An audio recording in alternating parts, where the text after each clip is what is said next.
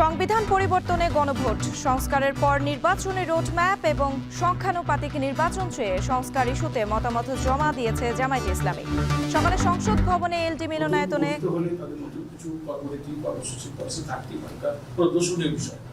সেই ব্যাপারে আমরা আমাদের কিছু মতামত দিয়েছি। গণভোটের ব্যাপারে আমরা আমাদের মতামত দিয়েছি। রাজনৈতিক দলগুলোর মধ্যে সংস্কারের ব্যাপারে কোনো রকম সংশয় দ্বিধা নেই। অসৎ আচরণের প্রমাণ মেলায় হাইকোর্টের বিচারপতি খিজির হায়াত অপসারণ, প্রজ্ঞাপন জারি।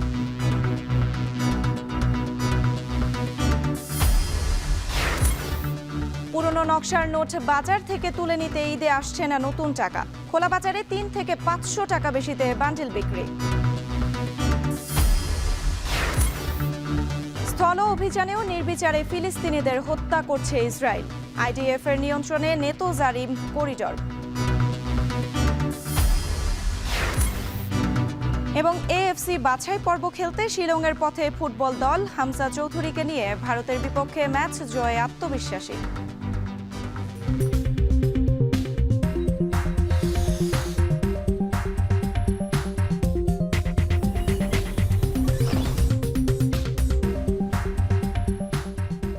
স্বাগত এখন ঢাকায়। পুরো আয়োজন জুড়ে সঙ্গে আছি আমি সুমাইরা। সংবিধান পরিবর্তনে গণভোট, সংস্কারের পর নির্বাচনী রোডম্যাপ এবং সংখ্যানুপাতিক নির্বাচন চেয়ে সংস্কার ইস্যুতে মতামত জমা দিয়েছে জামায়াতে ইসলামী। সকালে সংসদ ভবনের এলটি মিলনায়তনে জাতীয় ঐকমত্য কমিশনের কো চেয়ারম্যান অধ্যাপক ডক্টর আলী রিয়াজের কাছে দলীয় মতামত জমা দেন দলের সেক্রেটারি জেনারেল মিয়া গোলাম পরওয়ার। এ সময় কমিশনের কো চেয়ারম্যান বলেন, সংস্কারের জন্য রাজনৈতিক দলগুলো সহযোগিতা করছে।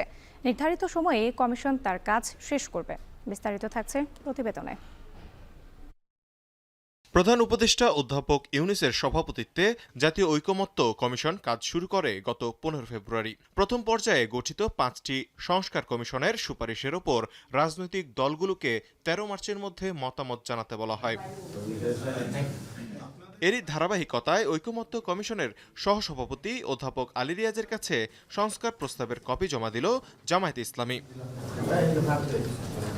সংস্কার প্রস্তাব জমা দেওয়ার পর জামায়াতে ইসলামীর সেক্রেটারি জেনারেল গোলাম পরওয়ার বলেন, সংবিধান পরিবর্তনে গণভোট ও সংস্কারের পর নির্বাচনী রোডম্যাপ চায় তার দল। এই নির্বাচনটা করতে হবে প্রপোর্শনাল রিপ্রেজেন্টেশন, পিআর পদ্ধতি, সংখ্যানুপাতিক পদ্ধতি।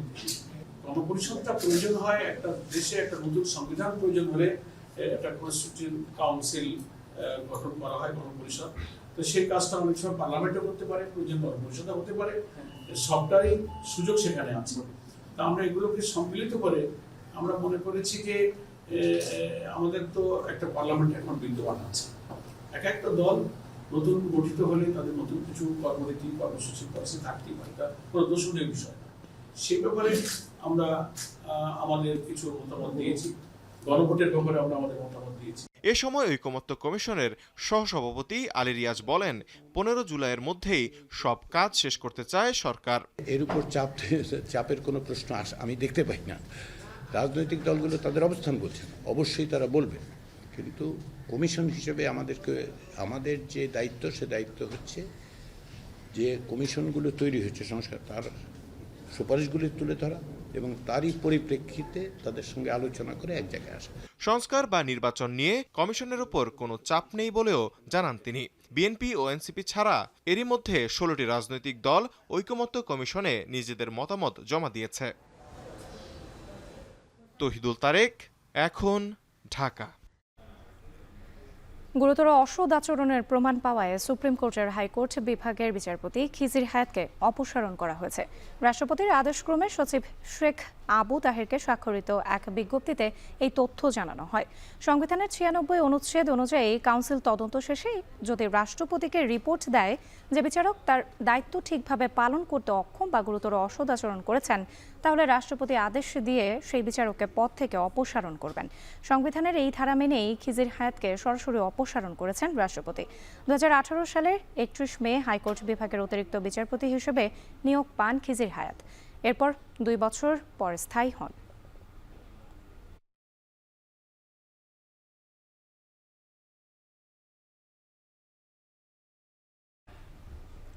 ত্রয়োদশ জাতীয় সংসদ নির্বাচনকে সামনে রেখে সীমানা নির্ধারণ, রাজনৈতিক দল নিবন্ধন সহ 5টি বিষয় নিয়ে বৈঠকে বসেছে নির্বাচন কমিশন।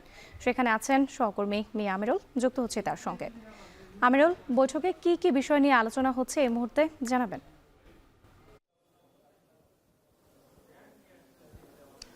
রাত্রি, আপনি যেমনটি জানাচ্ছিলেন যে আগামী ত্রয়োদশ জাতীয় সংসদ নির্বাচনকে সামনে রেখে নির্বাচন কমিশন কিন্তু বিভিন্ন সময় তাদের যে কার্যক্রম সেটি চালিয়ে নিচ্ছেন এবং যেই কথাটি আসছে যে মূলত আগামী ডিসেম্বরকেই সামনে রেখে মূলত নির্বাচনের যে প্রস্তুতিগুলো চলছে তারই অংশ হিসেবে আজকের এই বৈঠক। আমরা যেমনটি দেখেছি 11টার কিছু পর নির্বাচন কমিশনার আনোয়ারুল ইসলাম সরকারের সভাপতিত্বে বৈঠক শুরু হয়েছে, যেখানটায় নির্বাচন কমিশন অফিসার্স অ্যাসোসিয়েশন থেকে শুরু করে বিভিন্ন পর্যায়ের যারা রয়েছেন তারা কিন্তু উপস্থিত আছেন। আমরা যতটুকু জানতে পেরেছি যে নির্বাচনকে কেন্দ্র করে যে সীমানা নির্ধারণের যে একটি বিষয় মূলত আসে সেটি হয়েছে। আপনি যেমনটি জানেন যে আমাদের বাংলাদেশের প্রেক্ষাপটে যে 300টি আসন রয়েছে, আমরা এর মধ্যে যেমনটি দেখেছি যে 64 জেলায় প্রায় 400-র উপরে আবেদন পড়েছে যে আসলে সেটি কিভাবে হতে পারে, সেটি কি ভোট এলাকা ভিত্তিক হবে কিংবা অর্থাৎ ভৌগোলিক কিংবা হচ্ছে যে ভোটার সংখ্যার বিবেচনা হবে না, কিভাবে হবে সেই বিষয় নিয়ে আলোচনা হতে পারে। এবং রাজনৈতিক দলগুলোর যে নিবন্ধনের যে একটি বিষয় আপনি জেনে থাকবেন যে সাম্প্রতিক সময়ে নির্বাচন কমিশন থেকে একটি গণবিজ্ঞপ্তি দেওয়া হয়েছে, যেখানটায় মূলত যারা নতুন যে রাজনৈতিক দলগুলো তারা নিবন্ধন পেতে চায় তারা কিন্তু আবেদন করতে পারবে। এবং সেই সাথে একটি কথা উঠে এসেছে যে পুরাতন যে রাজনৈতিক দলগুলো রয়েছে তাদের ক্ষেত্রে কোনো ধরনের অর্থাৎ যেই পর্যায়গুলো কিংবা যে নীতিমালাগুলো রয়েছে সেই নীতিমালার মধ্যে তাদেরকে কোনোটিকে বাদ দেওয়া হতে পারে কিনা এমন কোনো নির্দেশনাও কিন্তু আসতে পারে বলে আমরা ততটুকু জানতে পেরেছি। এবং আরেকটি বিষয় যে ভোটার কেন্দ্র স্থাপন নীতিমালার যে একটি বিষয় আপনি জেনে থাকবেন যে বিগত সময়ে যে দেশের বিভিন্ন জায়গায় ডিসিএসপিদের মাধ্যমে যে ভোটার কেন্দ্রে যে ভোট গ্রহণের যে কার্যক্রমগুলো চলছিল সেটি এবার কিন্তু বাদ দিতে যাচ্ছে নির্বাচন কমিশন। এবং সেই সাথে বলা চলে যে নির্বাচনী পর্যবেক্ষক নীতিমালা সহ বিভিন্ন বিষয়ে বৈঠকটি চলছে, এখনো পর্যন্ত চলছে প্রায় 1 ঘন্টা ধরে। আমরা বৈঠক শেষে বিস্তারিত জানাতে পারবো আপনাকে। রাত্রি, এ ছিল আমার কাছে নির্বাচন কমিশন থেকে সর্বশেষ। 5টি বিষয় নিয়ে বৈঠকে বসেছে নির্বাচন কমিশন, সেখান থেকে যুক্ত ছিলেন সহকর্মী মিয়া আমিরুল। 11-র সময় বসুন্ধরা গ্রুপের পরিচালক সাব্বির হত্যা মামলার আসামি সাফিয়াত সোবহান সানভীরকে দায় মুক্তি দেওয়ার উদ্দেশ্যে 21 কোটি টাকা ঘুষ গ্রহণের অভিযোগে দুদকের মামলা থেকে খালাস পেলেন বিএনপির ভারপ্রাপ্ত চেয়ারম্যান তারেক রহমান, সাবেক স্বরাষ্ট্র প্রতিমন্ত্রী লুৎফুজ্জামান বাবর সহ 8 জন। ঢাকার বিশেষ জজ 3 আদালতের বিচারক মোহাম্মদ আবু তাহেরের রায় ঘোষণা করেন। মামলার রায় ঘোষণার পর তারেক রহমান ও লুৎফুজ্জামান বাবরের আইনজীবী বলেন, এই মামলার সাক্ষীরা কেউ 8 আসামির বিরুদ্ধে সাক্ষ্য দেয়নি। মামলাটি ছিল পুরো বানোয়াট। মামলা থেকে খালাস পাওয়ার মধ্য দিয়ে তারেক রহমানের দেশে আসায় আর কোনো বাধা নেই। তৎকালীন দুদকের কর্মকর্তাদের বিরুদ্ধে মামলা করে ক্ষতিপূরণের চাওয়া হবে বলেও জানায় আইনজীবীরা। মামলার অপর আসামিরা হলেন তারেক রহমানের তৎকালীন এপিএস মিয়া নূর উদ্দিন অপু, কাজী সালিমুল হক কামাল, আহমেদ আকবর সোবহান, সাফিয়াত সোবহান, সাদাত সোবহান ও আবু সুফিয়ান।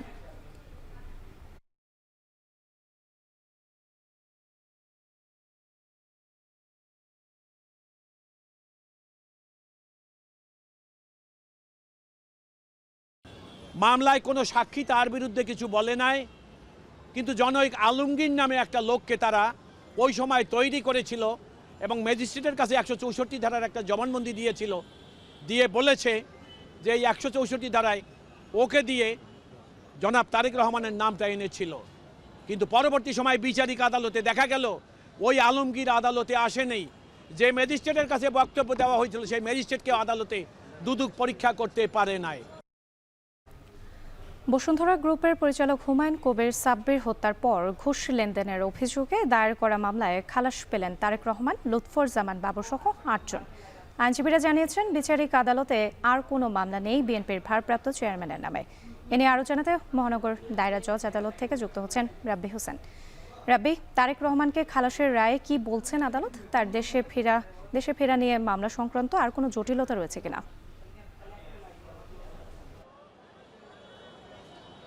রাত্রি, প্রথমে যদি বলে রাখি যে এই যে মামলাটি হয়েছে বসুন্ধরা গ্রুপের পরিচালক সাব্বির হত্যার পর এই হত্যার ঘটনাকে ধামাচাপা দেওয়ার জন্য 21 কোটি টাকা ঘুষ লেনদেনের অভিযোগে দুদক মামলা করেছিল। সেই মামলায় আজকে খালাস পেয়েছেন বিএনপির ভারপ্রাপ্ত চেয়ারম্যান তারেক রহমান, সাবেক স্বরাষ্ট্র প্রতিমন্ত্রী লুৎফুজ্জামান বাবর সহ 8 জন। তাদের এই খালাস দিয়ে আদালত রায়ের পর্যবেক্ষণে বলেছেন এই মামলাটি পুরোটাই ছিল মিথ্যা বানোয়াট। কারণ এই মামলায় যারা 8 আসামির বিরুদ্ধে যারা সাক্ষী উপস্থাপন করেছেন রাষ্ট্রপক্ষ বা দুদক, তারা কেউই তাদের বিরুদ্ধে সাক্ষ্য দেয়নি, অর্থাৎ তাদের বিরুদ্ধে এই মামলায় অভিযোগ রয়েছে সেটি তুলে ধরেননি, যার কারণে অভিযোগ প্রমাণিত না হয় তাদেরকে বেকসুর খালাস দিয়েছেন আজকে আদালত। এবং খালাস দেওয়ার পর এখানে তারেক রহমানের আইনজীবী মাসুদ আহমেদ তালুকদার তিনি কথা বলেছেন সাংবাদিকদের সঙ্গে। তিনি বলেছেন এরই মাধ্যমে নিম্ন আদালতে অর্থাৎ বিচারিক আদালতে তারেক রহমানের বিরুদ্ধে আর কোনো মামলা অবশিষ্ট নেই। পাশাপাশি লুৎফুজ্জামান বাবরের আইনজীবীও ছিলেন বোরহান উদ্দিন, তিনিও বলেছেন যে লুৎফুজ্জামান বাবরের বিরুদ্ধে বিচারিক আদালতে আর কোনো মামলা নেই। অর্থাৎ 1/11 পরে অনেক মামলা হয়েছে, অর্থ আত্মসাৎ, দুর্নীতি, হত্যা সহ অস্ত্র মামলা সহ নানা মামলা হয়েছে এই বিএনপির শীর্ষ নেতা তারেক রহমান সহ এই বিভিন্ন নেতাকর্মীদের বিরুদ্ধে। সেই মামলায় কিন্তু একে খালাস পেতে শুরু করেছেন এবং আজকে পর্যন্ত সব মামলাতেই তারা খালাস পেয়েছেন। এছাড়া এখানে লুৎফুজ্জামান বাবরের আইনজীবী সহ তারেক রহমানের আইনজীবী বলেছেন যে তৎকালীন দুদকের কর্মকর্তারা যেহেতু রাজনৈতিক উদ্দেশ্য সাধনের জন্য এই মামলায় তারেক রহমান সহ লুৎফুজ্জামান বাবর সহ যে 8 আসামির নামে মামলা দেওয়া হয়েছিল সেই মামলাটা পুরোপুরি ছিল উদ্দেশ্যপ্রণীত, যার কারণে দুদকের তৎকালীন কর্মকর্তার বিরুদ্ধে তারা শাস্তিমূলক দাবি করেছেন, শাস্তি দাবি জানিয়েছেন। এবং তাদের যেহেতু এই যে এত বছর ধরে হয়রানি করা হয়েছে, মামলা দিয়ে বারবার তারা নানাভাবে হয়রানি করা হয়েছে, আটকও ছিলেন, জেল হাজতে ছিলেন, যার কারণে দুদকের তৎকালীন কর্মকর্তাদের বিরুদ্ধে মামলা দিয়ে ক্ষতিপূরণের দাবি জানিয়েছেন এখানকার এই যে তারেক রহমানের আইনজীবী সহ লুৎফুজ্জামান বাবরের বাকি যে 8 আসামির আইনজীবী রয়েছেন তারা। এই মামলার মধ্য দিয়ে তারেক রহমানের দেশে ফিরে আসার আর কোনো বাধা নেই, এই বিষয়টিও বলেছেন তারেক রহমানের আইনজীবী। পাশাপাশি লুৎফুজ্জামান বাবরের তিনি নির্বাচনে অংশ নিতে পারবেন, বিএনপির ভারপ্রাপ্ত চেয়ারম্যান তারেক রহমানের নির্বাচনে অংশ নিতে পারবেন, এই কথাগুলো বিএনপির আইনজীবীরা বলেছেন। অর্থাৎ তারেক রহমানের বিরুদ্ধে যে মামলাগুলো হয়েছে 80টিরও বেশি মামলা হয়েছে, সকল মামলা থেকে যেহেতু খালাস পেয়েছেন আর কোনো মামলা বিচারিক আদালতে নেই, অর্থাৎ নিম্ন আদালতে আর কোনো মামলা নেই, সেই কারণে তারেক রহমান দেশে ফিরে আসতে পারবেন, এসে নির্বাচনে অংশ নিতে পারবেন, এই কথাগুলো তারেক রহমানের আইনজীবী যিনি ছিলেন তিনি বলেছেন। পাশাপাশি বলেছেন এই মামলায় যারা সাক্ষ্য দিয়েছেন তাদেরকে জোর জবরদস্তিভাবে সাক্ষ্য দেওয়ার চেষ্টা করেছিলেন এখানকার তৎকালীন দুদকের কর্মকর্তারা, তাদের শাস্তির দাবি জানিয়েছেন আইনজীবীরা। এবং আরও একটি কথা বলেছেন যে 111-এর সময় এই যে তৎকালীন এই বসুন্ধরা গ্রুপের যেই পরিচালক সাব্বিরকে হত্যার পর সেই ঘটনাকে ধামাচাপা দেওয়ার জন্য সাফিয়াত সানভীরকে আসলে দায়মুক্তি দেওয়ার জন্য 21 কোটি টাকা লেনদেন করেছিলেন, ঘুষ লেনদেন, সেটি আসলে প্রমাণিত হয়নি। এই বিষয়গুলো তুলে ধরেছেন এখানকার আইনজীবী অর্থাৎ তারেক রহমান সহ এই মোট বাকি আসামিদের আইনজীবীরা। এই ছিল আমার কাছে সবশেষ খবর আদালত থেকে। ঘুষ লেনদেনের অভিযোগে দায়ের করা মামলায় খালাস পেলেন তারেক রহমান, লুৎফুজ্জামান বাবর সহ 8 জন। এ নিয়ে বিস্তারিত জানাতে আমাদের সঙ্গে যুক্ত ছিলেন রাব্বি হোসেন।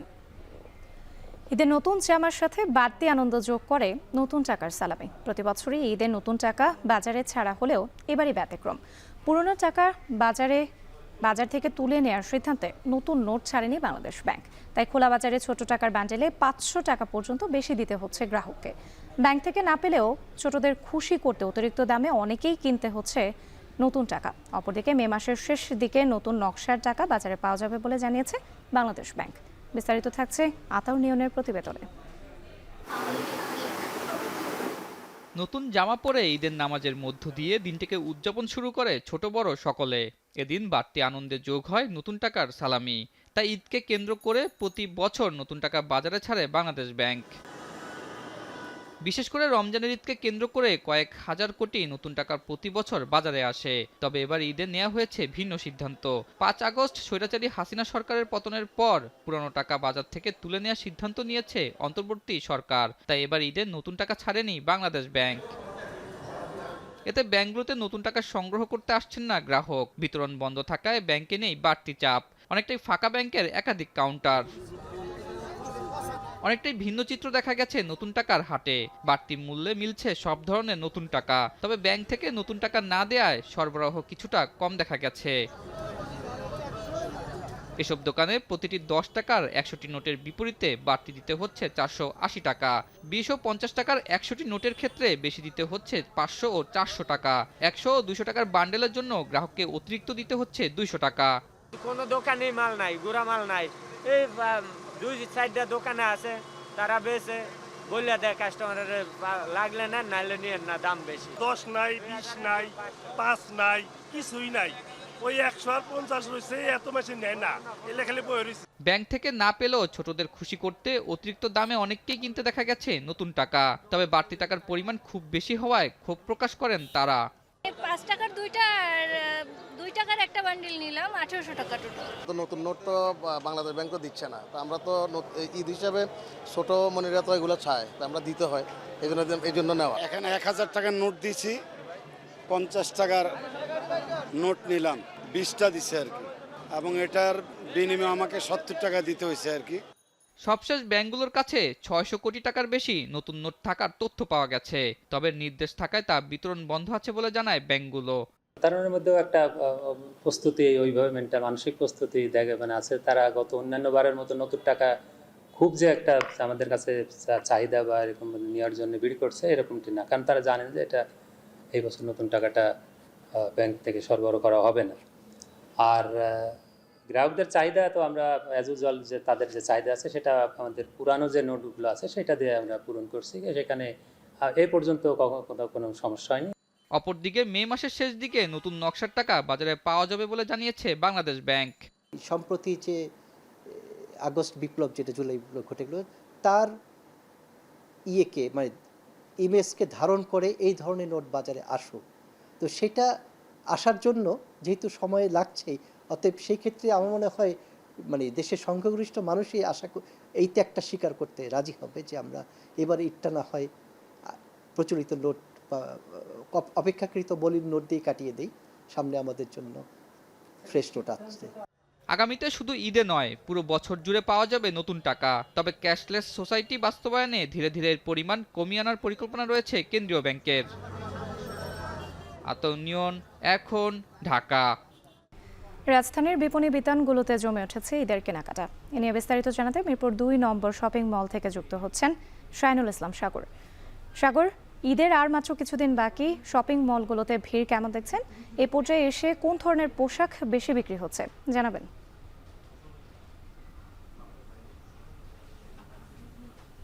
রাত্রি আমি এখন রাজধানীর মিরপুর 2 অবস্থান করছি।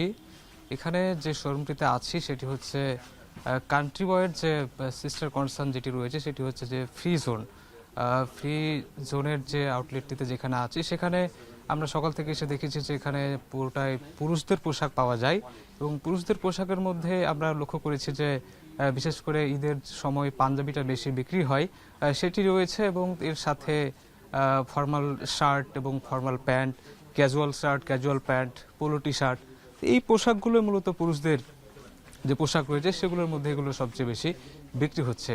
এছাড়াও সারা দেশের যে ঈদের যে কেনাকাটা সেটি শুরু হয়েছে, এবং ঢাকার যে চিত্র সেটিও আমরা দেখেছি যে সেখানে ফুটপাথ থেকে শুরু করে শপিং মল পর্যন্ত সব ধরনের মানুষ ঈদের কেনাকাটা করছেন।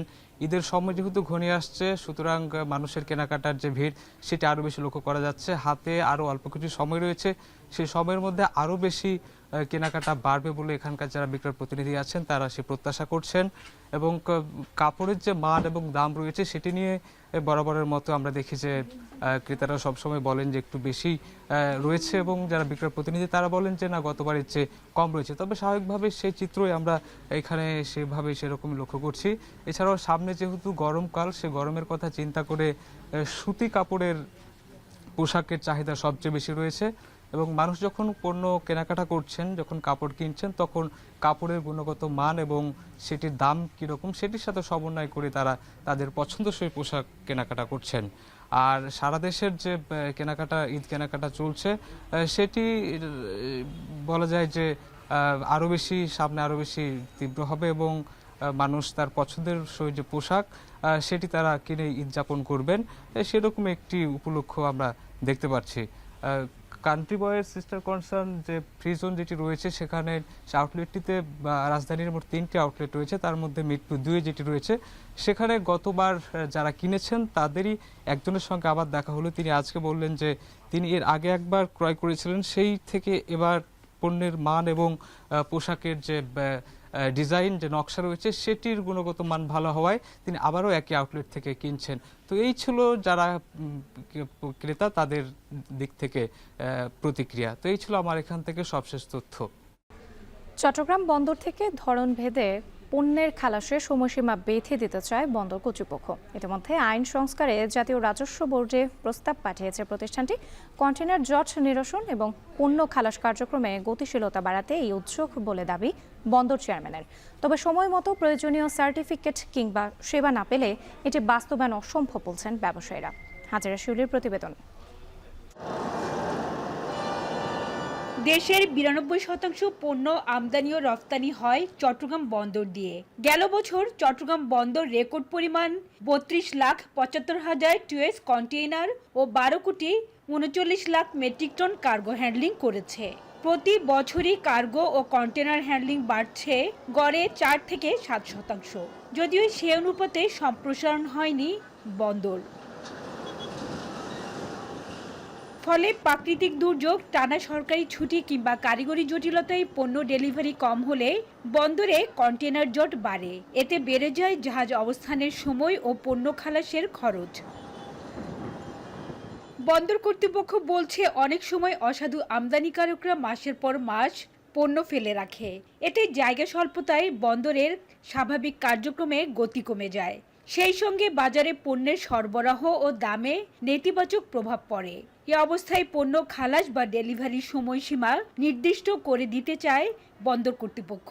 কোন ধরনের কার্গের জন্য কত সময় এবং কি ধরনের আপনার মাসুল বা এই ধরনের আরোপ করা যায় সেইগুলো বিষয়ে আমরা একটা ক্যাটাগরি করে করে একটা প্রস্তাবনা দিয়েছি মন্ত্রণালয়। এটা হলে পরে আপনার পোর্টের এফিসিয়েন্সি বাড়বে, আমার দ্রব্যমূল্যের উপর এটা একটা ইতিবাচক একটা প্রভাব পড়বে। তবে বন্দর ব্যবহারকারীরা বলছেন খাদ্যপণ্য ও শিল্পের কাঁচামাল খালাসে বিএসটিআই, কোয়ারেন্টাইন ও রেডিয়েশন সহ বিভিন্ন ধরনের সার্টিফিকেট লাগে, যা যথাসময়ে মিলে না। এছাড়া কাস্টমসের প্রক্রিয়াগত জটিলতায় দেরি হয় পণ্য খালাসে। এটা আসলে কোনোভাবেই এটা সম্ভবপর নয়, কারণ এই কারণে যে বন্দরের শুধু একার না, এখানে আপনার পণ্য ডেলিভারির ক্ষেত্রে সেখানে আপনাকে ব্যাংকে ইনভলভ করতে আছে, সেখানে আপনার কাস্টমস ইনভলভ আছে এবং অন্যান্য সংস্থাগুলো ইনভলভ আছে।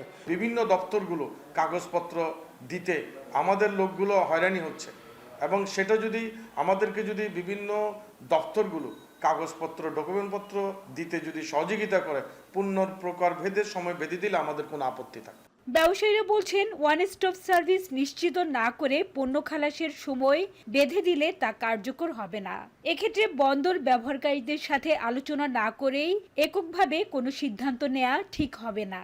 একই ছাদের নিচে যদি একটা পয়েন্টে আমরা সার্টিফিকেশনগুলো পেতাম তাহলে আমরাও তো দ্রুততার সাথে কাজগুলো করতে পারি। বন্দর ব্যবহারকারী যারা আছে, যারা বন্দর দিয়ে মালামাল ইম্পোর্ট এক্সপোর্ট করে, সেই স্টেক হোল্ডারদের সাথে বন্দর আলাদা আলাদাভাবে বসে আলোচনার ভিত্তিতে এই সিদ্ধান্তটা নিলে আমার মনে হয় ভালো সিদ্ধান্ত হবে। বিদ্যমান আইনে জাহাজ থেকে পণ্য খালাসের প্রথম 4 দিন বন্দরে পণ্য রাখতে কোনো ভাড়া দিতে হয় না। তবে দ্রুত পণ্য খালাসের জন্য এর সঙ্গে জড়িত বিভিন্ন দফতর ও সংস্থার কার্যক্রম অটোমেশন করা প্রয়োজন বলে মনে করছেন সংশ্লিষ্টরা। হাজারা শিউলি, এখন চট্টগ্রাম। চট্টগ্রামের সন্দ্বীপে দ্বিতীয় দিনের মতো পরীক্ষামূলক ফেরি চলাচল করছে। আনুষ্ঠানিক উদ্বোধন আগামী 24 মার্চ। এই নিয়ে আরও জানাতে চট্টগ্রামের সীতাকুণ্ড বাঁশবাড়িয়া থেকে যুক্ত হয়েছেন ফয়সাল করিম। ফয়সাল, পরীক্ষামূলক এই কার্যক্রমে কোন কোন বিষয়গুলো খতিয়ে দেখছেন বিআইডব্লিউটি এর বিশেষজ্ঞরা? এই রুটে যাত্রী ও যানবাহন পরিবহনে ভাড়া নির্ধারণ করা হয়েছে কিনা? রাত্রি আমরা যেটি দেখেছি, গতকাল থেকেই এই পরীক্ষামূলক চলাচল শুরু হয়েছে এবং আজকে বেলা 1:30টার দিকে আবারও পরীক্ষামূলক চলাচল হতে পারে বলে জানিয়েছে যারা কর্মকর্তা আছেন। আর ভাড়ার বিষয়টি আমরা যেটি প্রাথমিকভাবে জেনেছি যে আসলে সর্বনিম্ন 100 টাকা থেকে একেবারে 7,000 টাকা পর্যন্ত ভারী যানবাহনের ভাড়া নির্ধারণ করা হয়েছে এবং বিভিন্ন ধরনের যান কিন্তু এখানে চলাচল করবে বা ধারণ করতে পারবে এবং 60 থেকে 70টি যান একসাথে এই ফেরিটি নিয়ে যাবে এবং এটি কপোতাক্ষ ফেরি, যেটি চাঁদপুর রুটে চলাচল করেছিল। মূলত নদীতে চলাচল করা একটি ফেরি, তবে সমুদ্রে এটি প্রাথমিকভাবে চলাচল করছে এবং যারা প্রকল্প সংশ্লিষ্ট আছেন তারা বলছেন যে বাংলাদেশে প্রথমবারের মতো কোনো উপকূলীয় এলাকায় অর্থাৎ সমুদ্রে ফেরি চলাচল যে বিষয়টি সেটি তারা নিয়েছেন সিদ্ধান্ত, এবং এটি একটি চ্যালেঞ্জ বলছেন, কারণ এখানে যে জেটিটা নির্মাণ করা হয়েছে, যেই ফেরিঘাট নির্মাণ করা হয়েছে, সব কিছুই পরীক্ষামূলকভাবে নির্মিত, কারণ এখানে বর্ষাকালে সমুদ্রের যেই উত্তাল অবস্থা সেটি তারা যাচাই বাছাই করবেন। এবং প্রাথমিকভাবে এটি 24 তারিখ থেকে যদি আনুষ্ঠানিকভাবে চালু করা হয়, তারপরেও কিন্তু 15 থেকে 20 দিন সর্বোচ্চ চলাচল করতে পারবে, যেহেতু সমুদ্র উত্তাল থাকে মার্চ থেকে। তো সেটি তারা বর্ষাকালে দেখবেন যে এই যে এখানকার যে প্রকল্পগুলো, যে অবকাঠামোগুলো তৈরি করা হয়েছে, সেগুলো বর্ষাকালে আসলে পরে কী অবস্থায় থাকে সেগুলো আসলে তারা যাচাই বাছাই করবেন। তো পুরো প্রকল্পটি আসলে পরীক্ষামূলকভাবে আছে, তবে এটি নিয়ে আসলে সেভাবে কোনো ফিজিবিলিটি স্টাডি বা প্রকল্প সংশ্লিষ্ট যেই গবেষণাগুলো প্রাথমিকভাবে করা দরকার সেগুলো কিন্তু সেভাবে করা হয়নি, এবং উপদেষ্টার নির্দেশে এটি তাৎক্ষণিকভাবে কাজ শুরু হয়, এবং সেই জন্যই আসলে তারা প্রাথমিকভাবে এটি পর্যবেক্ষণ করবেন যে একেবারে ফেরি চলাচল থেকে শুরু করে প্রকল্পের যেই অবকাঠামোগুলো আছে সেগুলো তারা এক ধরনের পরীক্ষার মধ্যে রাখবেন। এবং মূলত অক্টোবর থেকে ফেব্রুয়ারিতে যখন সমুদ্র শান্ত থাকে ঠিক সেই সময়টাতে এই ফেরিটি চলাচল করার একটি প্রাথমিক সিদ্ধান্ত তারা নিয়েছেন। এবং আমরা যেটি দেখেছি প্রকল্পের দুই পারে, অর্থাৎ চট্টগ্রামের সীতাকুণ্ডের বাঁশবাড়িয়া প্রান্তেও নতুন সড়ক যেমন নির্মাণ করা হয়েছে, তেমনি জেটি এবং বিভিন্ন ধরনের অবকাঠামো উন্নয়ন করা হয়েছে, সন্দ্বীপেও অবকাঠামো উন্নয়ন করা হয়েছে। তারপরেও কিন্তু অনেক কিছু দেখার আছে, এবং তারা আজকেও কিন্তু যাবেন, 1:30টায় যাওয়ার কথা রয়েছে, এবং সেখানে গিয়ে আসলে বুঝবেন যে সেখানে যে যানবাহনগুলো ঠিকভাবে নামতে পারছে কিনা, এবং পানির যে গতিপথ, পানির যে অবস্থা, সেগুলো তারা যাচাই বাছাই করবেন। রাত্রি চট্টগ্রামের সন্দ্বীপে দ্বিতীয় দিনের মতো পরীক্ষামূলক ফেরি চলাচল করছে। এ নিয়ে বিস্তারিত জানাতে যুক্ত ছিলেন ফয়সাল করিম। সুনামগঞ্জে পাহাড়ি ঢলে নেমে আসা পলিমাটি আর নদীর বুকে অপরিকল্পিতভাবে নদী শাসনের কারণে খরস্রোতা 10টির বেশি নদী ভরাট হয়ে যাচ্ছে। ফলে নদী হারিয়েছে গতিপথ। তবে নদী রক্ষায় নানা প্রকল্প চলমান বলছে পানি উন্নয়ন বোর্ড। সুনামগঞ্জ থেকে লিপসান আহমেদের তথ্য ছবিতে বিস্তারিত। সুনামগঞ্জের পুরাতন সুরমা নদী 72 কিলোমিটার দৈর্ঘ্যের এই নদীতে একসময় কার্গো জাহাজ আর লঞ্চ চলাচল করলেও বর্তমানে ডিঙি নৌকা চলাচলও অসম্ভব হয়ে পড়েছে। পাহাড়ি ঢলে নেমে আসা পলি আর অবৈধ দখলে বর্তমানে স্থানীয়রা এই নদীতে ধান চাষ আর পশুপালন করছেন। শুধু পুরাতন সুরমা নয়, একই অবস্থা জেলার প্রায় 10টি নদীর। বিশেষ করে সুনামগঞ্জের 120 কিলোমিটার সীমান্ত জুড়ে প্রবাহিত জাদুকাটা, রক্তি, বৌলাই ও পাটলাই সহ বেশ কিছু নদীতে তৈরি হয়েছে নাব্যতা সংকট। এতে আটকা পড়েছে শতাধিক মালবাহী বাল্কহেড। স্থানীয়রা বলছেন, একসময়ের খরস্রোতা নদীর উপরে এখন ফসলের চাষ করছেন তারা। ভারী বৃষ্টি কিংবা উজানের ঢল সামাল দিতে পারছে না এসব নদী, যাতে ক্ষতির মুখে পড়ছে স্থানীয়রা। প্রায় 8 থেকে 10 বছর আগ থেকে শুনলাম যে নদী খনন হইতেছে, হচ্ছে, কিন্তু দেখা যায় আমরা নদীটা খনন না। কিন্তু সুরমা শাখা নদী এটা আপনার বরাট হওয়ায় আমরা বিশেষ ক্ষতি হয়েছে হাওরগুলার পানি নিষ্কাশন হয় না নদীতে। স্টিমার জাহাজ চলাচল করতো, ব্যবসা বাণিজ্য অনেক খুব ভালো লাগতো, ব্যবসা হইতো। এখন নদী ভরার পরে মনস্থ ব্যবসা বাণিজ্য সবকিছু মানুষের দুর্যোগ চলাফেরা বন্ধ হয়ে গেছে। তবে পানি উন্নয়ন বোর্ড বলছে, মৃতপ্রায় নদী রক্ষায় ইতিমধ্যে 2000 কোটি টাকার একটি প্রকল্প হাতে নেওয়া হয়েছে, যা বাস্তবায়ন করলে ফিরে আসবে নদীর আগের রূপ। সুনামগঞ্জে আমরা 2023 সালে একটি ফিজিবিলিটি স্টাডি সম্পন্ন করেছি, এবং সেই ফিজিবিলিটি স্টাডির আলোকে সুনামগঞ্জে নদী সংরক্ষণ কাজ, নদী ড্রেজিং এবং ডুবন্ত সিসি ব্লকের মাধ্যমে আরবানিক কাজ অন্তর্ভুক্ত করেছি। এবং এই ফিজিবিলিটি স্টাডির আলোকেই আমরা একটি ডিবি প্রণয়ন করেছি, এবং এই ডিবি প্রথম পর্যায়ে আমরা 19 নদী খননের জন্য প্রায় 443 কিলোমিটার দৈর্ঘ্যে আমরা নদী খনন করবো, এবং এখানে প্রাকৃত ব্যয় হচ্ছে প্রায় 2000 কোটি টাকা। এবং এই প্রকল্পটি প্ল্যানিং কমিশন পাঠানো হয়েছিল, এবং সেখানে এটি যথাযথ হয়েছে। এখন সুনামগঞ্জ। জুলাই অভ্যুত্থান জাতিসংঘ প্রতিবেদনের সুপারিশ বাস্তবায়নে রোডম্যাপ প্রণয়নের দাবিতে সংবাদ সম্মেলন করছেন টিআইবির নির্বাহী পরিচালক ডক্টর ইফতেখারুজ্জামান। সরাসরি যুক্ত হচ্ছে সেখানে। কনসার্নগুলো যদি বিবেচনায় নেওয়া হতো ধারাবাহিকভাবে, তাহলে যেরকম কর্তৃত্ববাদের বিকাশ হতো না। একইভাবে আপনারা লক্ষ্য করেন, বাংলাদেশে যেভাবে দুর্নীতির ব্যাপকতা, গভীরতার সুযোগ সৃষ্টি করা হয়েছিল, যে কারণে ক্ষমতার ব্যবহারের মাধ্যমে অর্থ আত্মসাৎ, অর্থ পাচারের সুযোগ নিশ্চিত করা হয়েছে, সেটি কিন্তু ছিল কর্তৃত্ববাদের বিকাশের অন্যতম অনুঘটক।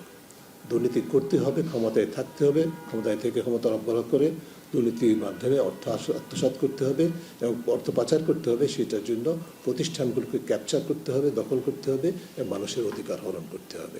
এটি ছিল কর্তৃত্ববাদের এজেন্ডা, মূল এজেন্ডা। সেটাকে প্রমোট করার জন্য হয়েছে। কাজেই এই প্রতিবেদন কিন্তু এটাকে ছাড় দেয়নি। এখানে যদিও সর্বশেষ প্যারাগ্রাফ হিসাবে উল্লেখ করেছে, কিন্তু অত্যন্ত গুরুত্বপূর্ণভাবে তারা আর্থিক খাতে সুশাসন এবং দুর্নীতি নিয়ন্ত্রণ বিষয়ক সংক্ষেপে হলো কিছু সুপারিশ করেছে, যার সাথে আমি দুর্নীতি দমন কমিশন সংস্কারের সাথে যেহেতু সংশ্লিষ্ট ছিলাম, আমি জানি যে তার মোটামুটি একই প্রতিফলন সেখানে ঘটেছে। সেখানে আরও বিস্তারিত আছে দুদক সংস্কার কমিশনের প্রতিবেদনে, কিন্তু যে দুটি বিষয় তারা উল্লেখ করেছে, আইনের যথাযথ প্রয়োগ করতে হবে, কারো প্রতি ভয় করোনা না করে।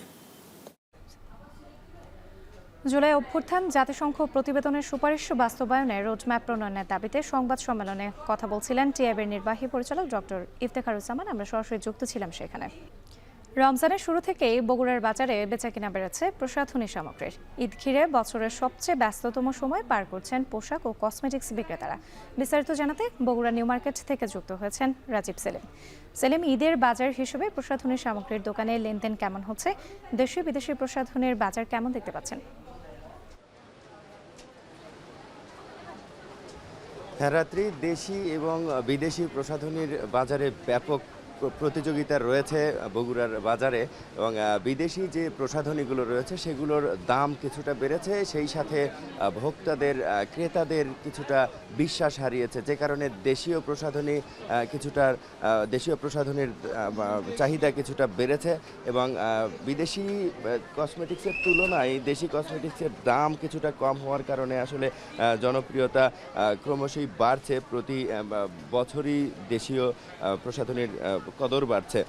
আর এখন প্রসাধনীর বাজারে যথেষ্ট ভিড় দেখতে পাচ্ছি, কিন্তু ক্রেতারা বলছেন যে ভর দুপুরে কিছুটা গরমের কারণে সাধারণ ক্রেতাদের উপস্থিতি কম, তবে দুপুরের প্রখরতা, রোদের প্রখরতা কমার পরেই ক্রেতারা আসবেন, এবং গভীর রাত পর্যন্ত এই প্রসাধনীর মার্কেটে কেনাবেচা হয়ে থাকে। এর কারণ যারা পোশাক কেনেন, পোশাকের সাথে মিল করেই আসলে এখানকার মেহেদি, lipstick, face powder, nail polish, কাজল, আইলাইনার এই প্রসাধনীগুলো কিনে থাকেন। তবে এবছর ঈদ যে সময়ে উদযাপন করা হবে, রমজানের একেবারে শেষে গরম কিছুটা বাড়তে পারে, সে কারণে আসলে ভারী মেকআপ অস্বস্তির কারণ হতে পারে। সেজন্য ক্রেতারা অনেকটা হালকা এবং সতেজ সাজসজ্জা বেছে নিতে চাইছেন, যেমন আইলাইনার, কাজল, নেল পলিশ, লিপস্টিক এই সবগুলো গাঢ় রঙের বদলে কিছুটা পিচ, মভ ও গোলাপির মতো হালকা রঙের প্রসাধনী কিনছেন ক্রেতারা। বিদেশি প্রসাধনীর মান এবং বিশ্বস্ততার পাশাপাশি আরেকটি বিষয় রয়েছে যে দেশীয় প্রসাধনীগুলো দেশের যে আবহাওয়া, সেই আবহাওয়ার উপর নির্ভর করেই তৈরি করা হয়, সেই কারণে দেশীয় প্রসাধনীগুলো আবহাওয়ার কারণে আসলে অনেকটা জনপ্রিয় হয়ে উঠছে। এই ছিল আমার কাছে বগুড়ার প্রসাধনীর বাজার থেকে সবশেষ। গাজায় ইসরায়েলি হামলায় এ পর্যন্ত 183 শিশুসহ প্রায় 450 ফিলিস্তিনি নিহত হয়েছে। বিমান হামলার পাশাপাশি উপত্যকাটিতে পুরোদমে স্থল অভিযান শুরু করেছে আইডিএফ। নিয়ন্ত্রণ নিয়ে নিয়েছে আলোচিত নেতোজারিম করিডোরের। এই পরিস্থিতিতে হামাস ইসরায়েল যুদ্ধবিরতি পুনরায় কার্যকর করতে মধ্যস্থতায় এগিয়ে এসেছেন ফরাসি প্রেসিডেন্ট ইমানুয়েল ম্যাক্রো। জাহানারা ভুইয়ার প্রতিবেদন। বুধবার সূর্যাস্তের সময় ইসরায়েলি ট্যাঙ্কারের বহর প্রবেশ করে গাজায়। সূর্যের আলো নেভার সঙ্গে সঙ্গে অন্ধকার তীব্র হয় এখানকার ফিলিস্তিনিদের জীবনেও। বুধবার রাত থেকে বিমান হামলার পাশাপাশি গাজায় পুরোদমে স্থলাভিযান শুরু করে ইসরায়েলি সেনারা। উপত্যকাটির কেন্দ্রীয় ও দক্ষিণাঞ্চলে চলে এ অভিযান। এতে লাফিয়ে লাফিয়ে বাড়ছে নিহতের সংখ্যা, যার মধ্যে শিশুর সংখ্যাই বেশি। সাধারণ ফিলিস্তিনিদের হত্যার পাশাপাশি জাতিসংঘের কর্মীদেরও ছাড় দিচ্ছে না দখলদার ইহুদিরা। গাজায় জাতিসংঘ প্রাঙ্গণ হিসেবে পরিচিত দেইর আল বালাহ অঞ্চলেও বিমান হামলা চালায় তারা। এ ঘটনায় তীব্র নিন্দা জানিয়েছে জাতিসংঘ। অবশ্য বিষয়টিকে অস্বীকার করে বিবৃতি দিয়েছে ইসরায়েলি সেনারা। The Secretary General was deeply saddened and shocked to learn of the death of a United Nations Office for Project Services staff member when 2 UN guest houses in Deir al-Balah were hit in strikes. 5 other UN personnel were seriously injured. গাজায় অভিযান চালানোর পাশাপাশি পুনরায় Netzarim corridor দখলে নিয়েছে IDF. এতে আবারও বিভক্ত হয়ে পড়েছে উপত্যকাটি। চাইলেই দক্ষিণ ও উত্তরাঞ্চলের মানুষ অবাধে যাতায়াত করতে পারবে না এই করিডোর দিয়ে। এদিকে বুধবার ফিলিস্তিনিদের নিরাপদে সরে যেতে ঘোষণা দিয়েছে ইসরায়েল, যদিও কারোই জানা নেই আসলে কোথায় গেলে জীবন বাঁচাতে পারবেন তারা। لمتى 10 مرة نرحل بواعينا 10 مرة من بيت حنون لدار البلح لرفح بهدلنا. كنا امنين ما صدقنا نكون احنا مستقرين في حياتنا، فجأة ما لقينا الا الاوضاع مقلوبة تحت تهديد العدوان الاسرائيلي، اجبرونا اجبار على الخروج من بيت حنون. والله العظيم ما إلنا مأوى الا بيت حنون. হামাস ও ইসরায়েলের মধ্যে পুনরায় যুদ্ধবিরতি চালু করতে মধ্যস্থতায় নেমেছেন ফ্রান্সের প্রেসিডেন্ট ইমানুয়েল ম্যাক্রো। বুধবার সৌদি যুবরাজ মোহাম্মদ বিন সালমানের সঙ্গে ফোনে কথা বলেন তিনি। নিজের সামাজিক যোগাযোগ মাধ্যমে বিষয়টি নিশ্চিত করে পোস্ট করেন ম্যাক্রো। এদিকে ইসরায়েলের প্রধানমন্ত্রী বেনিয়ামিন নেতানিয়াহুর বিরুদ্ধে ব্যাপক বিক্ষোভ হয়েছে তেল আবিব ও জেরুজালেমে। সে সময় বন্দীদের মুক্তির বিষয়ে কোনো পদক্ষেপ না নেওয়ায় বিক্ষোভে ফেটে পড়েন তারা। পরিস্থিতি নিয়ন্ত্রণে জলকামান ছোড়ে ইসরায়েলি পুলিশ। তেল আবিব ছাড়াও গাজা ইসরায়েলি আগ্রাসন বন্ধে বিক্ষোভ হয়েছে যুক্তরাষ্ট্র ও স্পেন সহ বিশ্বের দেশে দেশে। জাহানারা ভুঁইয়া, এখন বিশ্ব। সারা দেশে 6 দফা দাবিতে বিক্ষোভ করছে পলিটেকনিক্যালের শিক্ষার্থীরা। চট্টগ্রামে 16 শহর মোড়ের সড়ক অবরোধ করে রেখেছেন তারা। এ নিয়ে আরও জানাতে চট্টগ্রাম থেকে যুক্ত হয়েছেন হোসেন জিয়াদ। 6 দফা দাবিতে বিক্ষোভ করছে পলিটেকনিক্যালের শিক্ষার্থীরা। তাদের সঙ্গে আপনার কথা হয়েছে কিনা, তাদের আসলে দাবি দেওয়াগুলো কি?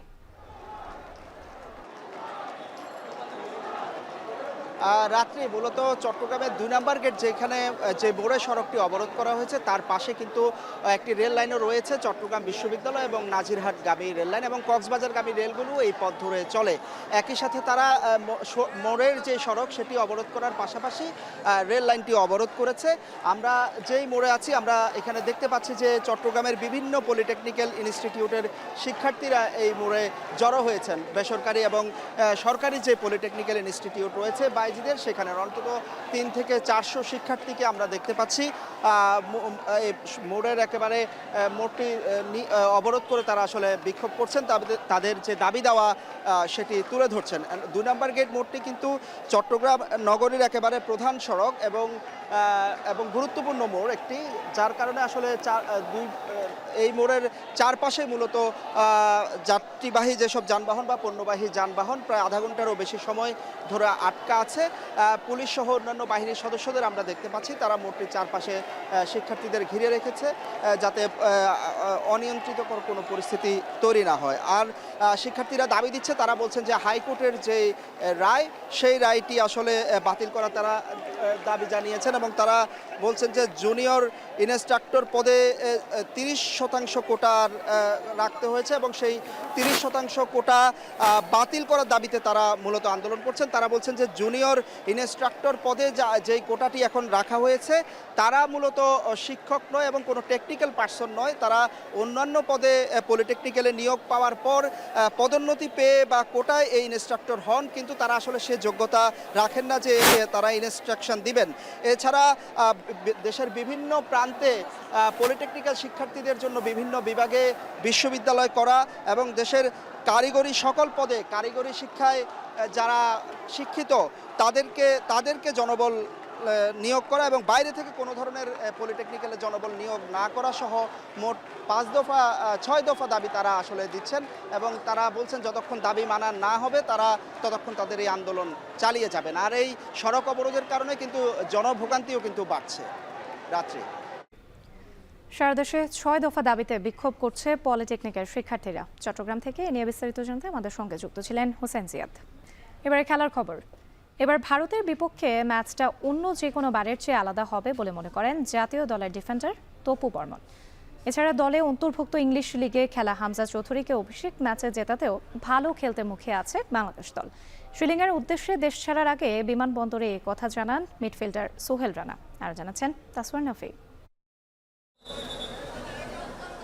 বাংলাদেশ ফুটবলের যেন নতুন জাগরণ। ভারতের বিপক্ষে এএফসি বাছাই পর্বের ম্যাচ মেঘালয় রাজ্যের শিলংয়ে আয়োজিত সেই ম্যাচ খেলতে জামাল ভুঁইয়াদের যাত্রা। তবে এবারের আয়োজনটা ভিন্ন। দীর্ঘদিন পর ফুটবল দলকে বিদায় জানাতে বিমানবন্দরে ভক্তদের ভিড় আর বিশেষ নিরাপত্তা ব্যবস্থা। কারণটা অবশ্য পরিষ্কার। দলের সাথে আছেন ইংলিশ লিগে খেলা বাংলাদেশের তারকা ফুটবলার হামজা চৌধুরী। লাল সবুজের 1 নম্বর তারকা বাস থেকেও নামলেন সবার আগে। তাই ভারতের বিপক্ষে ম্যাচটা যেন হয়ে গেছে অনেকটা হামজা কেন্দ্রিক। ইন্ডিয়ার সাথে আমরা অবশ্যই চাবো যে একটা নতুন বাংলাদেশ হিসাবে খেলতে, জয় দিয়ে যেন শুরু করতে পারি। হামজাকে যেন এই জয়টা আমরা দেশি প্লেয়াররা দিতে পারি, যারা আমরা লোকাল প্লেয়ার আছি, যেহেতু ইংলিশ প্রিমিয়ার লিগ খেলে। এর আগে অনেকবার ভারতের বিপক্ষে ম্যাচ খেলেছে বাংলাদেশ, কিন্তু এবারের ম্যাচটা হবে অন্যান্য বারের চেয়ে আলাদা। কথাটির সাথে পুরোপুরি একমত জাতীয় দলের সহ অধিনায়কও। ইন্ডিয়ার সাথে আমাদের খেলা এবং ফার্স্ট ম্যাচ, এবং আমাদের ট্রেনিং ক্যাম্পটাও শুরু হয় অনেক আর্লি এবং অনেক সময় নিয়ে। এর জন্য দেখেন আমাদের প্রিপারেশন বলেন এবং আমাদের মেন্টাল টাফনেস বলেন এবং আমাদের চিন্তাধারা বলেন, টোটালি ডিফারেন্ট। পুরো দল ভারতের বিমানে উঠলেও এখনো স্কোয়াড ঘোষণা করেনি বাফুফে। কেন, কি কারণে এমনটা হলো তাই প্রশ্ন ছিল টিম ম্যানেজারের কাছে। আমাদের এখানে যারা ইনজুরি ছিল, আমাদের বিএফএফ থেকে যারা আমরা ছিল, তারা সবাইকে নিয়ে কিন্তু আমরা যাচ্ছি। কতজন যাচ্ছে? আমরা 26 জনের মতো যাচ্ছি। সেখানে আমরা যেটা হইলো যে যেহেতু খেলার আগের দিন পর্যন্ত আমাদের স্কোপ আছে 23 জনের, সেই 23 জন আমরা করব।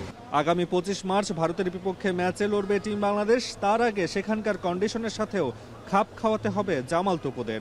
সে কারণে হাতে কয়েকদিন সময় রেখেই ভারতের বিমান ধরলেন কাবরেরার শিষ্যরা। তাসওয়ার নাফি, এখন, ঢাকা। শেষ করছি এখন ঢাকা। যাওয়ার আগে শিরোনামগুলো আরও একবার। সংবিধান পরিবর্তনে গণভোট ও সংস্কারের পর নির্বাচনী রোডম্যাপ চায় জামায়াত। মতামত জমা, সংস্কারে সহযোগিতা করছে দলগুলো, জানালো ঐক্যমত্য কমিশন। নতুন গঠিত হলে তাদের নতুন কিছু কর্মনীতি, কর্মসূচি, পলিসি থাকতেই পারে, এটা প্রদর্শনীয় বিষয়। সেই ব্যাপারে আমরা আমাদের কিছু মতামত দিয়েছি। গণভোটের ব্যাপারে আমরা আমাদের মতামত দিয়েছি। রাজনৈতিক দলগুলোর মধ্যে সংস্কারের ব্যাপারে কোনো রকম সংশয় দ্বিধা নেই। অসৎ আচরণের প্রমাণ মেলায় হাইকোর্টের বিচারপতি খিজির হায়াত অপসারণ, প্রজ্ঞাপন জারি।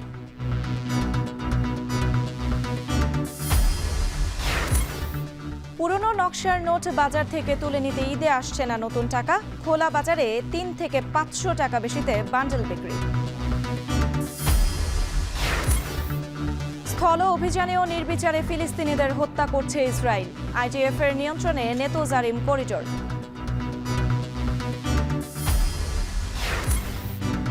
এবং এএফসি বাছাই পর্ব খেলতে শিলংয়ের পথে ফুটবল দল। হামজা চৌধুরীকে নিয়ে ভারতের বিপক্ষে ম্যাচ জয়ে আত্মবিশ্বাসী।